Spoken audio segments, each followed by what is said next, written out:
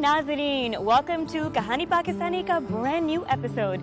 मैं हूँ आपकी host Ayesha Gilani, joining you from Los Angeles, California. कहानी पाकिस्तानी में शामिल होती हैं अक्सर उन लोगों की कहानियाँ जिनका पाकिस्तान से कोई ना कोई कनेक्शन होता है। हम इस वक्त अमरीकी रियासत कैलिफोर्निया के सफ़र पर और आज के शो में आप तक ला रहे हैं कुछ अदबी या लिटरेरी शख्सियात के सफ़र की कहानियाँ। आई नो आप में से कोई सोच रहे होंगे कि इसका हॉलीवुड से क्या ताल्लुक। आखिर हम इस वक्त हॉलीवुड के घर लॉस एंजलिस में जो है, और हमारे शो की कहानियों का कनेक्शन बनता है इसी हॉलीवुड से जिसकी मूवीज़ आप बहुत शौक से देखते हैं।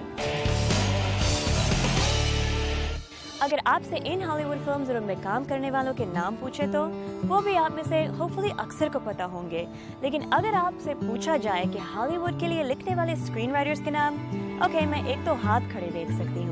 और अगर मैं आपसे पूछूं हॉलीवुड के लिए लिखने वाले किसी ऐसे राइटर का नाम जिनका रिश्ता पाकिस्तान से है, हाँ, मुझे पता था कि आप में से कम लोगों को पता होगा इसके बारे में। इसीलिए हम लेकर आ रहे हैं आपके लिए कामरान पाशा की कहानी।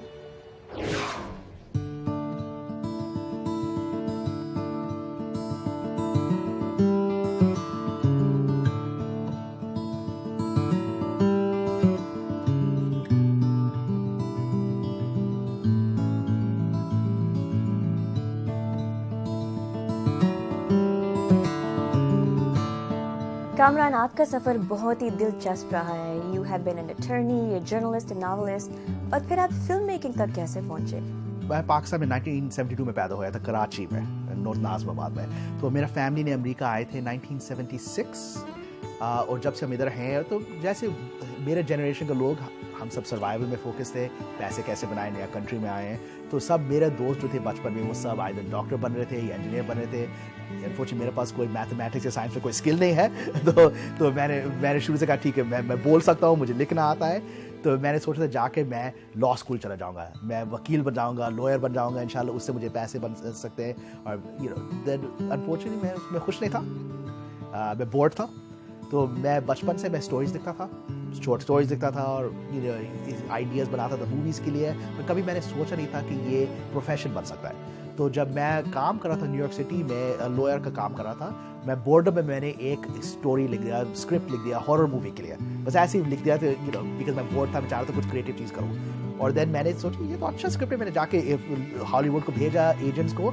एक आदमी ने कॉल कर दिया, ये तो अच्छा स्क्रिप्ट है, मैं तुमको मदद करना चाह रहा हूँ। और जब से मैं अल्हम्दुलिल्लाह मैं बेच रहा हूँ हॉलीवुड में स्क्रिप्ट्स, और मैं काम कर रहा हूँ। अभी तो 15 ईयर्स हो गए जब से मैं इधर हॉलीवुड में काम कर रहा हूँ, स्क्रीन राइटर और फिल्म मेकर।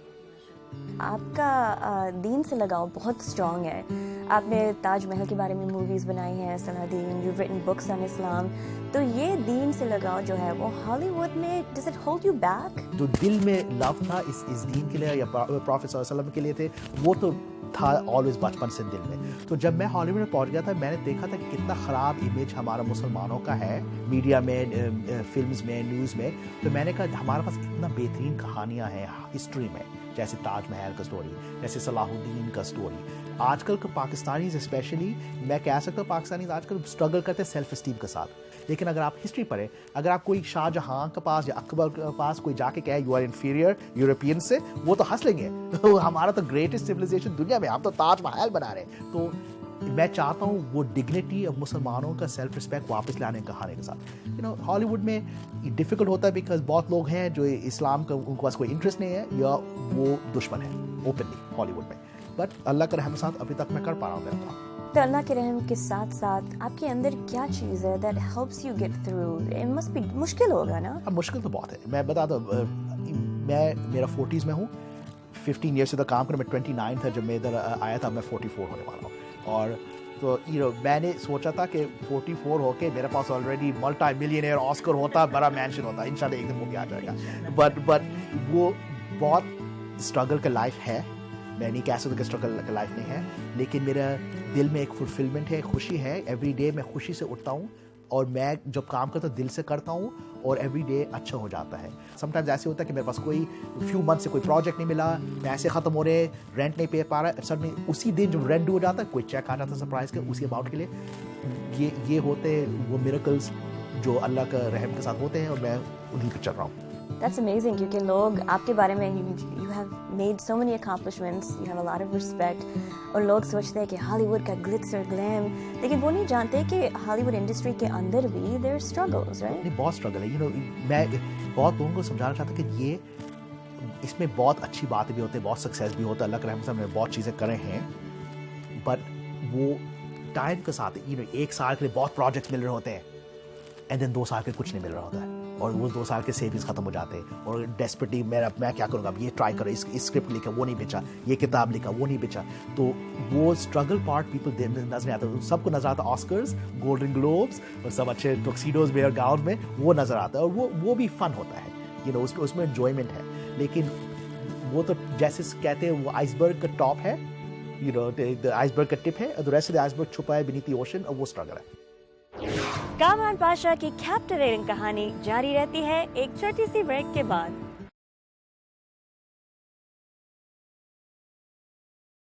ویلکم بیک, اور ہمارے ساتھ رہنے کا شکریہ. کامران پاشا کی شخصیت کے ابھی بہت سے پہلو ہیں جنہیں آپ کے لیے ایکسپلور کرنا ابھی باقی ہے. ڈونٹ وری, میں ہوں نا. تو ایز اے نیٹو پاکستانی آپ کا سفر کیسا رہا ہے, آپ کا تجربہ کیسا رہا ہے ہالی ووڈ میں کام کرتے ہوئے؟ ادھر ہے مشکل, بیکاز جو ٹاپکس میں کرنا چاہتا ہوں اسپیشلی اسلام پہ اور مسلمان جو انڈیا پاکستان کا اسٹوری جیسے تاج محل, بہت لوگ ہیں نہیں ادھر جو جن کا انٹرسٹ ہے, پہلے نہیں تھے, اب وہ چینج ہو رہا ہے. لیکن جب میں نے میرا تاج محل اسکرپٹ لکھا تھا, میں نے اس کو وارنر برادرز کو بیچا تھا, اس وقت انہوں نے خریدا تھا اسکرپٹ, لیکن کچھ کرا نہیں اس کے ساتھ کبھی, ابھی تک تو مووی بنا نہیں ہے, ایون انہوں نے اسکرپٹ کر دیا, بیکاز وہ سوچ رہے تھے ابھی کوئی مارکیٹ نہیں ہے, کون ہے دیکھنے کے لیے. بٹ لیکن یہ ہسٹری چینج ہو رہا ہے. آج کل دیکھیں, آج کل دیسی لوگ اب ہالی ووڈ میں آ رہے ہیں, تو ان کے لیے اب وہ سسٹم چینج ہو رہا تھا, اب تھوڑا سا انشاءاللہ ایزیئر ہو جائے گا. Your biggest regrets? Biggest regret, اگر جو ریگریٹ ہو سکتا ہے تو میں کہہ سکتا ہوں میں نے بہت دیر لگایا شروع کرنے میں 29 تھا. لیکن جیسے آپ نے کہا everything happens for reason, اللہ بیہتر سمجھتا ہے, تو you are wiser and you are stronger, and ماشاء اللہ آپ کے اتنے سکسیسز ہوئے ہیں. الحمدللہ. میں سب کا سکسیس کے ساتھ غرور بھی آ جاتا ہے, لیکن جب بھی میرے دل میں غرور آ جاتا ہے, چلو اب 2 سال سے کوئی پروجیکٹ نہیں ملے گا, اب تم سے ہو جاؤ, تو بڑا دل ہو جاتا ہے, چھوٹا دل ہو جاتا ہے. اسی میں اللہ کا رحم ہوتا ہے, اسی سے ہیوملٹی سیکھتا ہوں میں. تو آنے والے سالوں میں آپ کیا کرنا چاہتے ہیں؟ ابھی میرے پاس بہت, ابھی تک دیکھا, ابھی تو میرے پاس آسکر نہیں ہے. میں ابھی تک انشاءاللہ آ رہا ہے آسکر.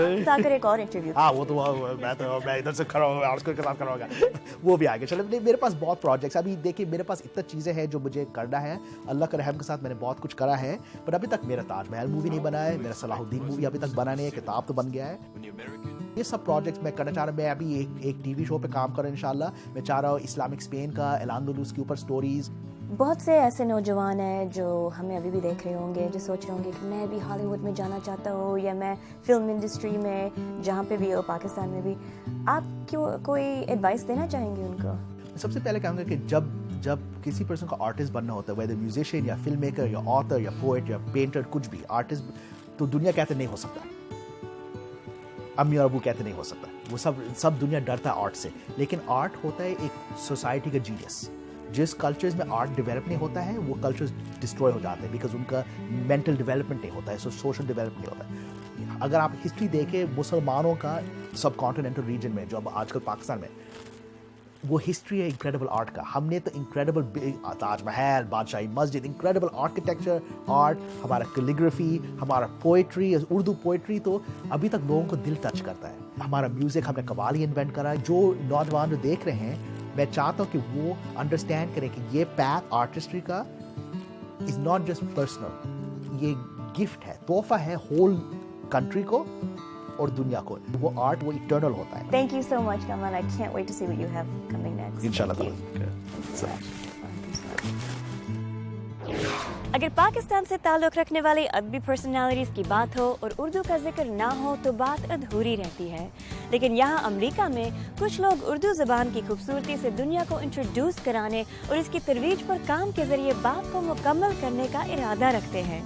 یہی گول ہے کیلیفورنیا میں قائم Urdu writer society of North America کا. ملیے اس کے بانی اور پریزیڈنٹ عرفان مرتضیٰ سے جو کیلیفورنیا میں 30 سال سے رہ رہے ہیں. 15 سال کی عمر میں شاعری شروع کرنے کے بعد آج انہیں دنیا بھر میں مقبولیت کیسے ملی؟ 4 کتابیں and hundreds of poems later. آئیے جانتے ہیں عرفان مرتضیٰ کی یہ کہانی. زمانے بعد مجھ کو ڈاک سے ایک خط ملا تھا جو کہ میری ماں نے بھیجا تھا. مجھے وہ دیش سے اکثر دعائیں بھیج دیتی ہے.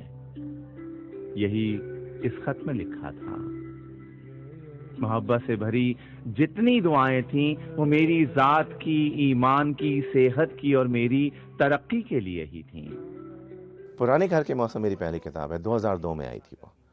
اور اس میں زیادہ تر کیونکہ جب سے لکھنا شروع کیا، خاص کر میں نے یہاں آنے کے بعد زیادہ لکھنا شروع کیا، تو زیادہ تر نوسٹالجیا، گھر سے بچھڑ کے اور دور آ کے اور مجھ سے دور رہ کے جو باتیں تھیں، تو اس کی زیادہ اس میں قصے ہیں، اس میں زیادہ نظمیں ہیں اور اس سے زیادہ اس سے ریلیٹڈ ہیں. تصویریں جو ہے وہ بہت یونیک قسم کی کتاب ہے. اس میں 32 شعراء سے میری گفتگو ہے، اور جس طرح میں آپ سے بیٹھ کے بات کر رہا ہوں اسی طرح میں نے غالب سے، میر سے، داغ، اقبال، جگر، فانی، ان سب سے بیٹھ کے گفتگو کی ہے. اور اس میں ساری جو گفتگو ہے وہ یہ ہے کہ جتنے سوالات میں نے ان سے کیے ہیں اس کے جوابات جو ہیں وہ ان کے اشعار میں ہیں جو انہوں نے مجھے دیے. That's a very interesting concept. ویسے یہ آئیڈیا آپ کے پاس کیسے آئی تھی؟ عموماً یہ ہوتا ہے، ہاں بچپن سے کلاسز میں ہوتا تھا جب امتحان آتا تھا کہ شاعر کب مرا، کب پیدا ہوا، کتنے بچے تھے، کہاں پہ رہا. اس سے شاعری پہ ان کا کوئی تعلق کچھ نہیں ہوتا. ہوتا کیا ہے کہ انسان اپنے اندر کیا ہے. جب میں آپ کو اپنے آپ سے انٹروڈیوس کرتا ہوں، میں آپ کو اپنی کتاب دیتا ہوں، تو آپ اس سے مجھے پہچانتی ہیں کہ یہ کیا کہہ رہا ہے، اندر سے کیا ہے یہ شخص. تو جب یہ گفتگو ہوئی میری شعراء سے، تو بعض اوقات ایسا بھی ہوا کہ جیسے ناصر کاظمی صاحب سے میری گفتگو ہوئی. ظاہری بات ہے میری ان سے کبھی ملاقات تو نہیں ہوئی، لیکن جب میں نے ان کے بیٹے باسل کاظمی کو یہ سنایا تھا تو انہوں نے کہا کہ عجیب بات ہے کہ یہی چیزیں میرے والد کے ساتھ ہوتی تھیں، وہ اسی طرح باتیں کیا کرتے تھے. جاذب قریشی صاحب انہوں نے بھی یہی کہا، حمایت علی شاعر صاحب، کیونکہ میں پرسنلی تو ان کو اتنا نہیں جانتا جو یہاں ظاہری بات جو ابھی موجود ہیں، لیکن پرانے شعراء میں بھی کہ وہ ایسی ہی چیزیں کرتے تھے، ایسی ہی باتیں کرتے تھے، کیونکہ وہ ان کی شاعری کے اندر سے آ رہی ہے. آپ کی پوئٹری جو ہے وہ مشہور ہے، obviously بہت ہی مشہور ہے. I understand you have a following around the world. تو کیا ہے جو لوگوں کو پاس کھینچ لایا آتا ہے؟ I know nostalgia اور love are two of your most favorite and popular subjects. دیکھیں شاعری میں خاص کر یہ ہوتا ہے کہ جب آپ کوئی شعر سنیں، کوئی غزل، کوئی نظم، اور آپ کے ذہن میں یہ ہو کہ یار میں بھی یہی سوچ رہا تھا، میں بھی یہ کہنا چاہ رہا تھا. تو راز یہ ہے کہ آپ ہمارے دل کی بات کہتے ہیں. ہاں نسٹالجیا ہم کہہ سکتے ہیں کہ آئی کین گیس کہ آپ نسٹالجیا کے بارے میں کیوں لکھتے ہیں. What you are drawing from. آپ پاکستان سے یہاں آئے تو لو کی جو آپ وہ پوئٹری لکھتے ہیں، where is that coming from? کہاں سے انسپائر ہو رہے ہیں آپ؟ بہت کھل کے بولنا پڑے گا کیا؟ یس. نہیں، میری شاعری صرف ایک شخص کی کتابوں کی، اور میں نے پھر ایک اور نظم لکھی تھی، اس کا نام تھا سارکیزم، اور اینڈ یہی تھا کہ اگر ہم تم ایک ہو جاتے تو کتنا برا ہوتا کہ لوگوں کو نظمیں پڑھنے کو نہیں ملتی ہے نا، کتنی بڑی بری بات ہو جاتی ہے. Very true. آپ Urdu writer society of North America کے پریزیڈنٹ اور فاؤنڈر ہیں. اس کے پیچھے انسپریشن کیا تھی؟ نارتھ امریکہ میں اتنا زیادہ ٹیلنٹ ہے، تو اس کو اجاگر کرنے کے لیے پھر ہم نے 2003 میں یہ اردو رائٹر سوسائٹی بنائی، جس کا موقف ہی یہی تھا جو پاکستانی یا انڈین رائٹرز ہیں، شعراء ہیں، ادیب ہیں کینیڈا میں یا امریکہ میں، ان کو پروموٹ کیا جائے. اس آرگنائزیشن کی انیشیٹیوز میں سے ایک ہے کہ you help print books of unpublished authors. ایسے اور بھی کیسے انیشیٹیوز ہیں آپ کی؟ نہ صرف یہ کہ ہم مختلف شعراء کی بکس پرنٹ کر کے ان کو تحفتاً دیتے ہیں، بس اس کے علاوہ ان کے لیے ایوننگ کرنا، ان کے لیے مشاعرے کرنا، ان کے کام کو ریکگنائز کرنا. پھر ہمارے یہاں سے ایوارڈس بھی دیے جاتے ہیں، کیش ایوارڈس بھی دیے جاتے ہیں رائٹرس کو. ناٹ نیسسری کہ بھائی وہ کتنے بڑے شاعر ہیں یا کتنی زیادہ کتابیں، بلکہ ان کا کنٹریبیوشن کتنا ہے زبان میں. پھر ہم نے اردو کی کلاسز بھی، ہماری آن لائن جو ہماری ویب سائٹ ہے اس پہ اردو کے لیسنز ہیں بچوں کے لیے. آپ کو کیا لگتا ہے کہ آج کل اردو کی پریزرویشن کہاں تک پہنچی ہے, یا is it even a factor? Urdu کہیں نہیں جا رہی ہے. بہت سے لوگ کہتے ہیں کہ جی ہمارے بعد اردو کا نام لیوا کوئی نہیں ہوگا, کوئی بول نہیں رہا ہوگا. نہیں, ایسی بات نہیں ہے. مجھ سے پہلے بھی یہاں پہ لوگ تھے, میرے بعد بھی لوگ آئیں گے, وہ بھی اردو بول رہے تھے, میں بھی اردو بول رہا ہوں, اور دوسرے لوگ بھی آ کے اردو بولیں گے. ہاں ٹھیک ہے, شکل تبدیل ہو جاتی ہے تو انسان کی بھی شکل تبدیل ہو جاتی ہے, ہر چیز تبدیل ہوتی ہے, لیکن یہ ہے کہ اردو کہیں نہیں جا رہی. بچوں کا اردو اور انگلش ملا کے بولنا کو اس میں کوئی بری بات نہیں ہے. کم سے کم وہ کنیکٹ ہیں کسی نہ کسی طریقے سے. باہر جا کے تو آپ ویسے بھی اردو نہیں بول سکتی. ابھی کبھی جاب پہ اردو جا کے بولیے گا, دیکھیں کیا کہتے ہیں وہ. میں تو اردو سروس میں کام کری تو مجھے تو بولنی پڑتی ہے. چلیں, آپ ایکسیپشن ہیں. ایمان کی, صحت کی اور میری ترقی کے لیے ہی تھیں.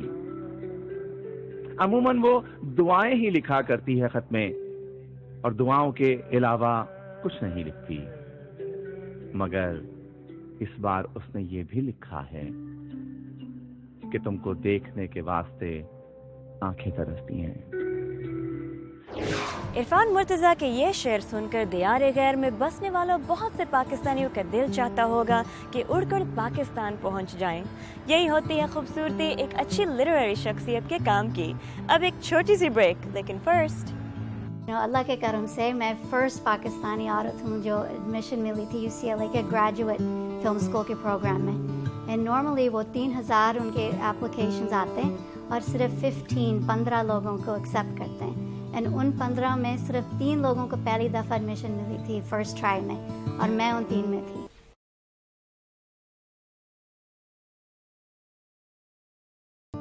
Welcome back. آپ دیکھ رہے ہیں کہانی Pakistani with Ayesha Gilani in California. Najla Zaidi ایک award winning director, screenwriter, actor اور پروڈیوسر ہیں. ان کی لکھی اور ڈائریکٹ کی ہوئی شارٹ فلمز اور ڈاکیومنٹریز کو امریکہ اور یہاں سے باہر انٹرنیشنل سطح پر ایکنالج کیا گیا. لیکن صرف یہی ان کی شخصیت کے پہلو نہیں. نجلہ کون ہے اور ان کا پاکستان سے کیا تعلق ہے, خود ہی دیکھیے اور جانیے.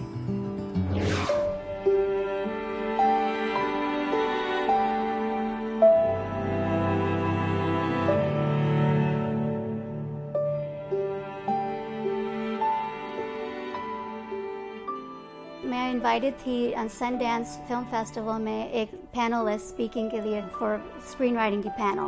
اینڈ مجھے یاد ہے وہ جنوری میں پینل تھا, اور میں پینل پہ بیٹھ کے میں نے کہا کہ اس سال میں نے اپنی فرسٹ مووی بنانی ہے.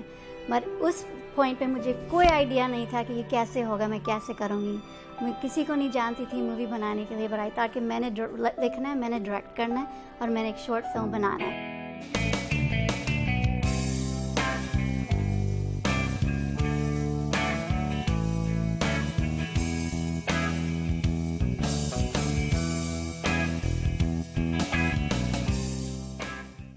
وہ اسٹوری بیس تھی میری شارٹ فلم جس کا نام ہے دا کرسمس ٹری.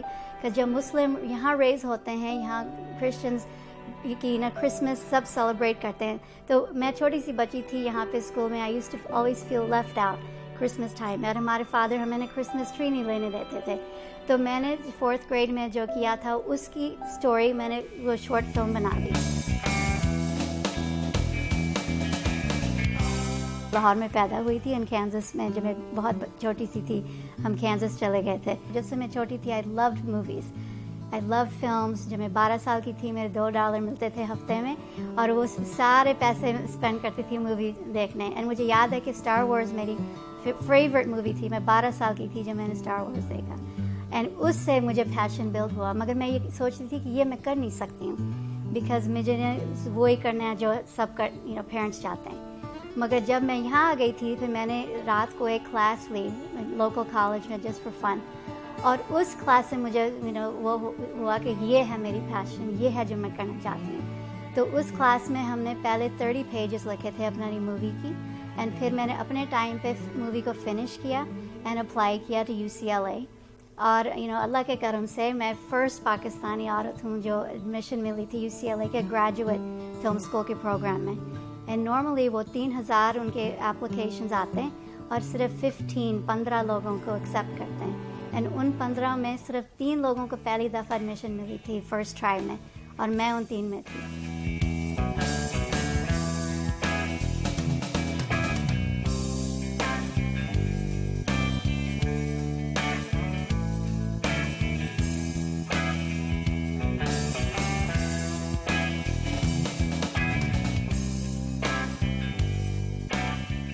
ایک یہاں پہ ہے امریکن فلم انسٹیٹیوٹ جو 1940s میں شروع ہوا تھا.